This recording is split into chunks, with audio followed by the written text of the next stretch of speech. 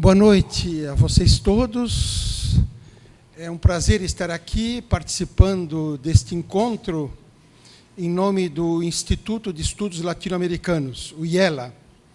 Eu quero cumprimentar os estudantes da Colômbia, que são muitos nesta universidade, cerca de 100.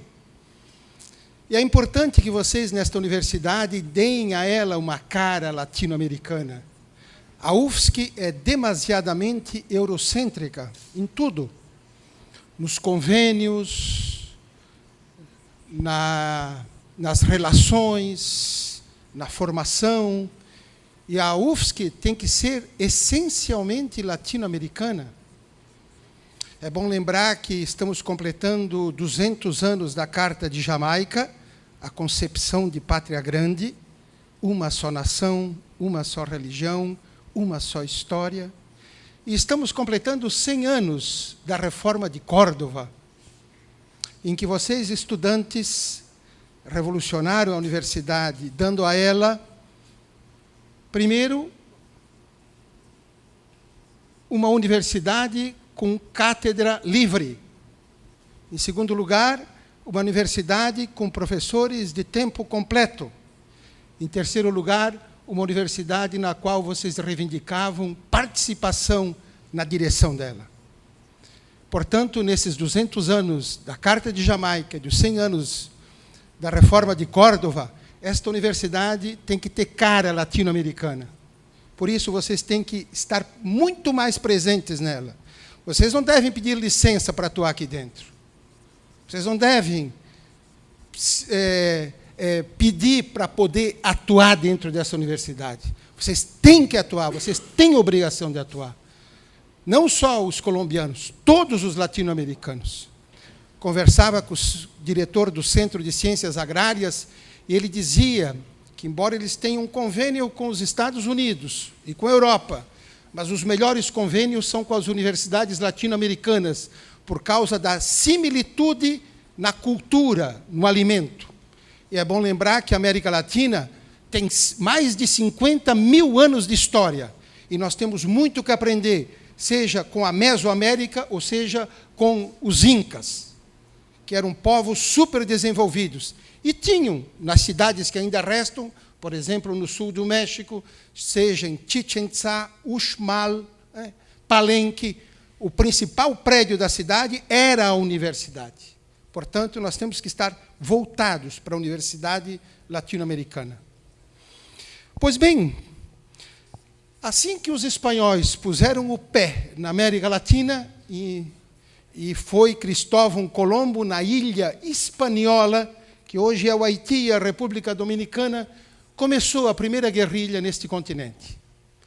E foi liderada por um indígena chamado Henriquilho, que levantou os povos originários da Hispaniola contra a presença dos espanhóis. E durante 30 anos, o sistema produtivo trazido pelo Cristóvão Colombo não dava resultado, porque a guerrilha comandada por Henriquilho, que se refugiava nas florestas e atacava o sistema produtivo espanhol, não permitia que eles tirassem o excedente econômico e mandassem para a Espanha. Portanto, a primeira guerrilha da América Latina é dos povos originários. E o que ocorre quando Henriquilho aceita fazer um acordo com Cristóvão Colombo? Entregou as armas e perdeu o pescoço. Foi ali que já se aprendeu desde o início que uma guerrilha jamais pode entregar as armas, quando não existe um acordo profundo com quem detém as armas. Por isso o M-19 da Colômbia pagou caro quando fez o acordo, entregando as armas e junto foi o pescoço. Por isso que o Exército Zapatista de Libertação Nacional do México não entregou as armas. Vamos negociar com elas. Por isso, então, a guerrilha é tão antiga na América Latina quanto a chegada dos conquistadores. E esta guerrilha do Henriquilho é uma guerrilha dos povos originários contra os conquistadores. E os camponeses também. A grande guerrilha dos camponeses na América Latina é a guerrilha do Emiliano Zapata, no início do século XX no México. E se nós formos olhar a origem da guerrilha, comandada pelo Emiliano, que de dia são camponeses e de noite são guerrilheiros, e era o famoso Exército Libertador do Sul, 7.000 homens e mulheres em armas, que trabalhavam o campo de dia e atacavam os trens, os quartéis de noite, são guerrilhas que se colocam dentro da concepção de longa duração. Por isso, quando a gente analisa as guerrilhas na América Latina, o início delas não está no momento, está no início da conquista. A guerrilha do Emiliano Zapata, se nós formos olhar historicamente, ela começa nos primórdios da história mexicana, quando Hernán Cortés, em 1519, pôs o pé em Tenochtitlán. Ali começa a guerrilha zapatista. Por quê?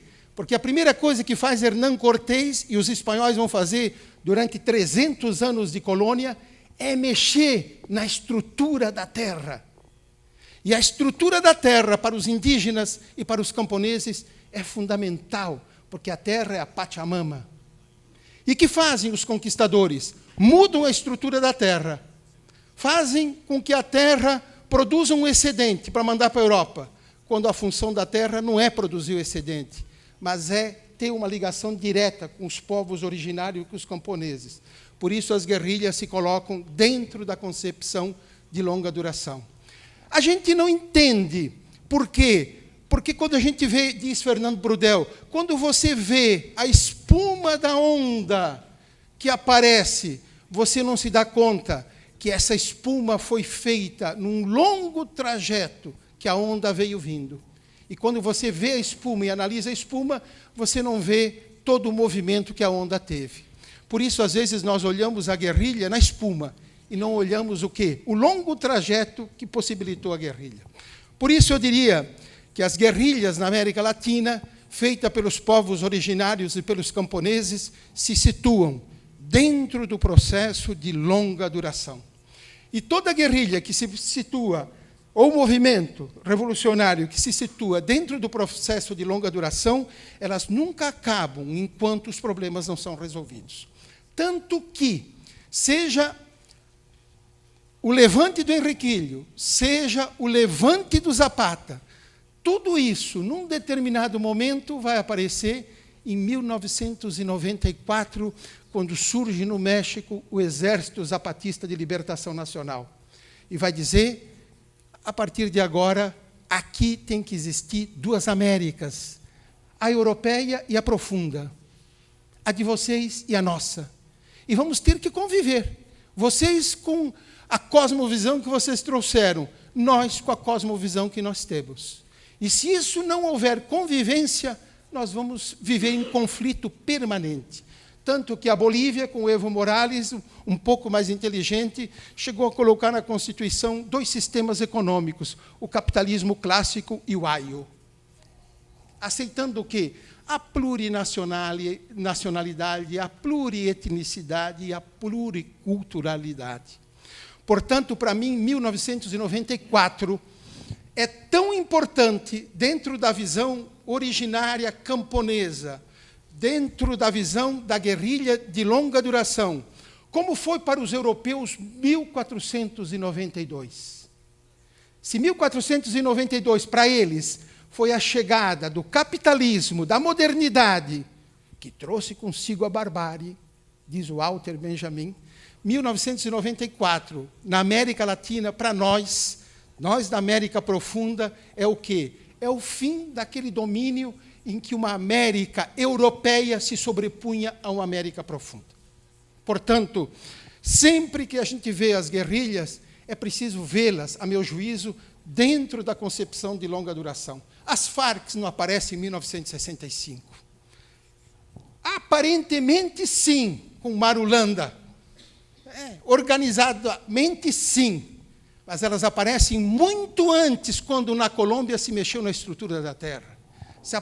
Aparece lá, quando as oligarquias, e antes do processo de independência, foram dividindo a terra. e foram criando os problemas, que num determinado momento vai aparecer em 1965. Ali aflora, mas o problema está lá atrás. Por isso, é muito importante na história a gente ver o processo de longa duração. Porque quando a gente não vê o processo de longa duração, a gente não consegue entender a história. E é por isso que se explica por que a Revolução Cubana, apesar de tudo, nunca foi derrotada. E é bom lembrar que ela enfrentou o maior império do mundo, a 120 quilômetros de distância, porque ela também está dentro da concepção de longa duração. Tudo que está dentro da concepção de longa duração tem longa duração. Ela pode ser acabada assim, a Revolução Cubana, mas pelos cubanos, não por fora. Tanto é que é bom lembrar que Cuba sempre foi olhada como um satélite da União Soviética, e a União Soviética acabou e o satélite não desapareceu. E vejam vocês que na história da humanidade não teve nenhum país como Cuba que sofresse um assédio tão grande por parte dos Estados Unidos. Nem os romanos fizeram isso com os gauleses. Não há parâmetro na história. E daí a Revolução. Por quê? Porque quando perguntado por Fidel Castro, quando começou a Revolução Cubana, ele respondeu 10 de outubro de 1868, quando começaram os 10 anos de luta contra o colonialismo espanhol. Também na concepção de longa duração. Bom, é claro que a guerrilha, ou o Estado, ele, quando luta contra a guerrilha, ele lança a mão do terror de Estado. E na Colômbia, como em vários países da América Latina, nós tivemos o terror de Estado. O que é o terror de Estado? É quando o Estado, se arvorando de todos os instrumentos que tem, e no caso colombiano, o exército, os paramilitares, o narcotráfico, o Pentágono, que é fundamental, praticou o terror de Estado contra a população. Camponeses, indígenas, todos. E aqui eu recorro a Noam Chomsky, que vai apresentar o terror de Estado em dois aspectos: o terror construtivo e o terror benigno. E quem na Colômbia bancou foi Álvaro Uribe, o terror de Estado. Com ele começa e se implementa fortemente o terror de Estado. O que é o terror de Estado construtivo? É aquele que permite que as multinacionais investam no país. E foi isso que fez Álvaro Uribe. Praticou o terror de Estado construtivo e disse para as multinacionais: venham aplicar o dinheiro aqui, que nós garantimos. O Estado, junto com os paramilitares, junto com o narcotráfico. Este homem, ele se opõe aos acordos de paz, porque uma comissão da verdade o vai pôr na cadeia.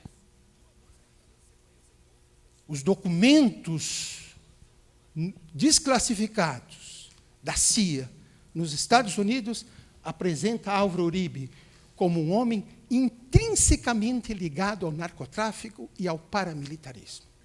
É bom lembrar, diz Hernando Calvo Ospina, que quando a fazenda do pai dele foi atacada, quem foi em socorro do pai dele foi o helicóptero mais bem equipado da Colômbia, que casualmente o seu proprietário era Pablo Escobar Gaviria. Inclusive, o jornal El País, da Espanha, faz uma crítica. E Uribe diz: era o helicóptero que tínhamos à disposição no momento. Muito simpático. Então, o terror construtivo que Álvaro Uribe põe em andamento é esse, para permitir que as multinacionais venham. E o outro terror é o benigno, que ele também utiliza. O que é o terror benigno? Eliminar os que pensam diferente.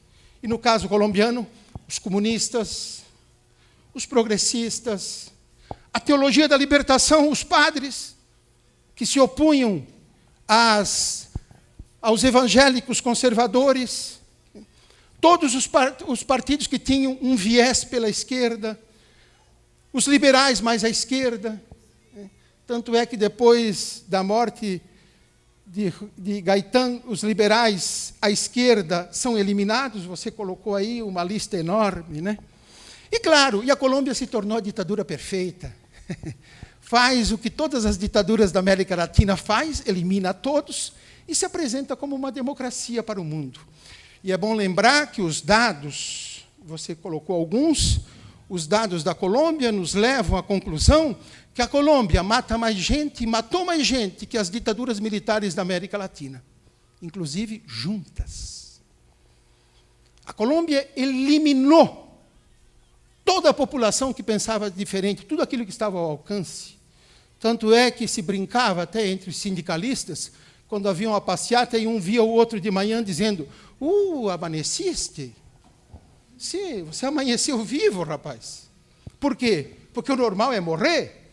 Quer dizer, é uma maneira de brincar com a morte para dizer: olha aqui como ocorre na Colômbia o morticínio. Tá? E tudo isso, claro, é fundamental que se diga que teve o apoio explícito, muito bem calculado, muito bem financiado, através do Plano Colômbia, do Pentágono, a maior máquina de guerra do mundo, os Estados Unidos, que são, segundo Noam Chomsky, a sede do terror mundial. Sim, Washington, a sede do terror mundial. É a cidade que mais mata gente no mundo. Olhem o Iraque e olhem o Afeganistão. E esses cínicos, como Barack Obama, recebem o Prêmio Nobel da Paz e se apresenta como aquele que, na Síria, quer acabar com a guerra, quando é o grande responsável pela guerra da Síria, o grande responsável pela guerra do Afeganistão, o grande responsável pela guerra do Iraque. Por isso, e termino dizendo que, claro, quando Barack Obama recebe o Nobel da Paz, Henry Kissinger recebe o Nobel da Paz, é bem normal que Juan Manuel Santos receba o Nobel da Paz. Santos é um homem da guerra. Eu lembro dele fardado como ministro do Exército do Uribe, comandando o exército para matar as Farc. Quer dizer, é um cinismo. A Academia de Oslo dá o Prêmio Nobel a Santos e não dá o Prêmio Nobel às Farc, dividindo com os dois. No mínimo, deveria ser dividido. Claro, por quê? Porque as Farc são apresentadas ainda na lista dos Estados Unidos como um grupo, uma organização terrorista. E, claro, é fundamental que a gente, isso que vocês diziam, que embora o não tenha vencido, e aí nós vemos quem ganha com o não, que é Álvaro Uribe, que é o Centro Democrático, que são a Confederação Ganadeira, que é os vendedores de armas, que é Israel, que financia e dá cursos na Colômbia, inclusive pago pelos narcotraficantes, que são os paramilitares, que é o narcotráfico, são os grandes ganhadores do não. E por isso é muito importante isso que vocês dizem aqui, não nos damos por vencidos, nós vamos à luta. E aquilo que você lembrava, Juan, nós agora queremos a batalha das ideias, não mais a batalha do fuzil. Vamos para a batalha das ideias, porque na batalha das ideias nós temos condições de ganhar. E termino dizendo, isso é tão importante que desde 1965, quando apareceram as Farc, até hoje, elas não conseguiram ser eliminadas. Por que é a pergunta? E o exército da Colômbia, se não me engano, é o mais numeroso de toda a América Latina. Hoje deve estar com 200 mil homens, não sei, por aí. É o mais numeroso. Vocês são mais fortes que o Brasil. Igual a vocês, teve um, superior, em 1913, no México, Victoriano Huerta. Chegou a ter 250 mil homens em armas para liquidar com os camponeses. E não conseguiu. E ele lutava contra 2 líderes camponeses. No norte, Pancho Villa, e no sul, Emiliano Zapata. Não deu conta. Com 250 mil homens. Pancho Villa com 25 mil. Zapata com 7 mil. Por que um exército tão grande, financiado por Washington, pelo Pentágono, por toda a tecnologia que vem dos Estados Unidos, não dá conta? Porque tem apoio popular. E porque luta pela estrutura da terra. E porque vem na concepção de longa duração. Então, é o que eu penso que é fundamental isso que vocês estão organizando aqui, e é muito importante que agora se dê a batalha das ideias. Vamos fazer a grande discussão. E não interessa a perda do plebiscito. É uma perda que, se você analisar no fundo, é uma perda fictícia, real, mas fictícia. Porque hoje quem aposta na paz é muito mais, a meu juízo, o grupo guerrilheiro do que o próprio governo.